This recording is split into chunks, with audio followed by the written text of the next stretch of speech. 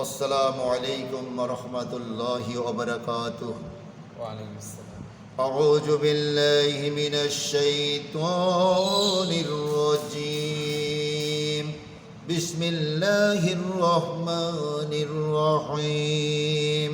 वक़ज़ा रब्बुका अल्ला तअबुदू इल्ला इय्याहु व बिल वलिदैनि इहसान।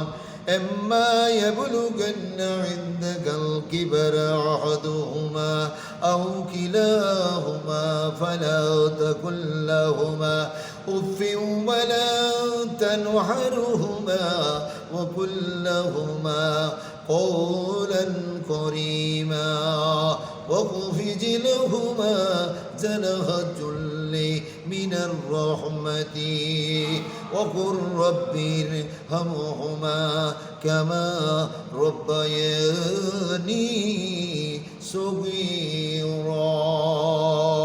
ভাইরা আমার, বোনেরা আমার, 15 পারা সূরাতুল বানি ইসরাইল।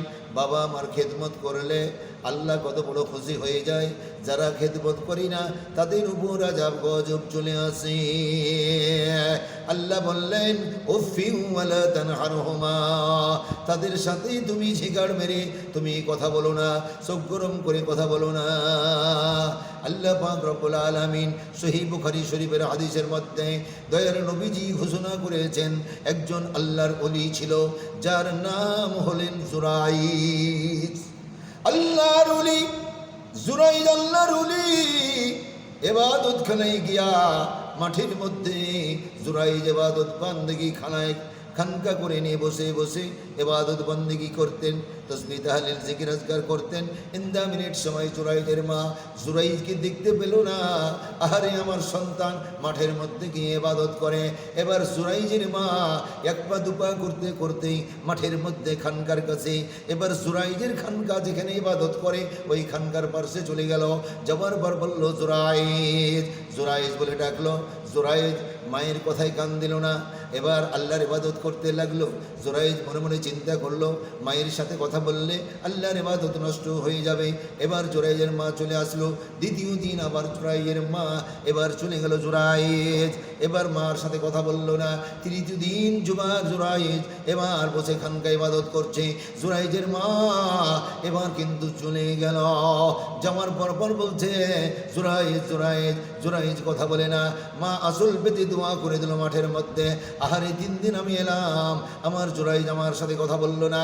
আয় আল্লাহ, জুরাইজকে এই মাঠের মধ্যে অপদস্থ করে অপমানিত করে দেখাইয়া দাও। এই কথা বলার পর হঠাৎ করে একটা সুন্দরী মহিলা ওই মাঠের মধ্যে এবার চলে আসলো। আসার পর জুরাইজের খানকা ইবাদতের কাছে আল্লাহ আল্লাহ করছি। যাওয়ার পর প্রস্তাব দিল, জুরাইজ তোমার সাথে আমি প্রেম প্রীতি করতে চাই। জুরাইজ বলল আস্তাগফিরুল্লাহ আস্তাগফিরুল্লাহ, সরে যাও সরে যাও। মহিলা কৌশল করলো, কয়েকবার বলল।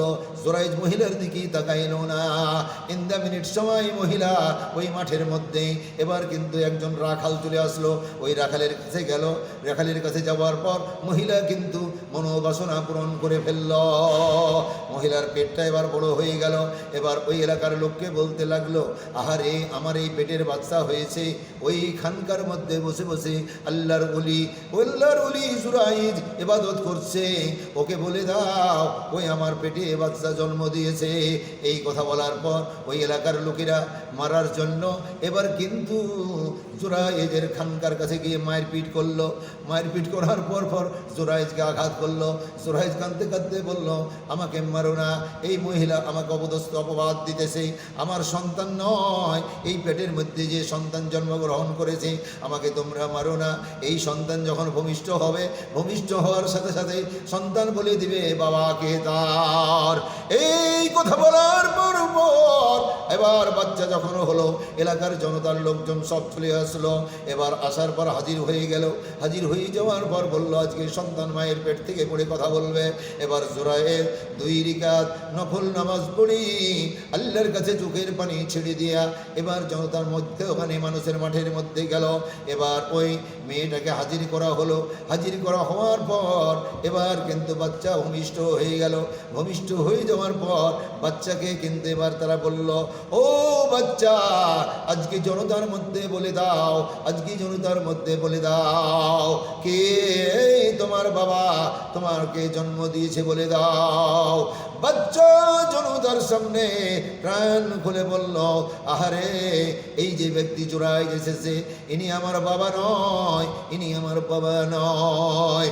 যিনি আমার বাবা তিনি ছিলেন এই মাঠের রাখাল। আমাকে জন্ম দেওয়ার পর এবার কিন্তু বাবা আমার এই মাঠে নাই, পালিয়ে চলে গিয়েছে।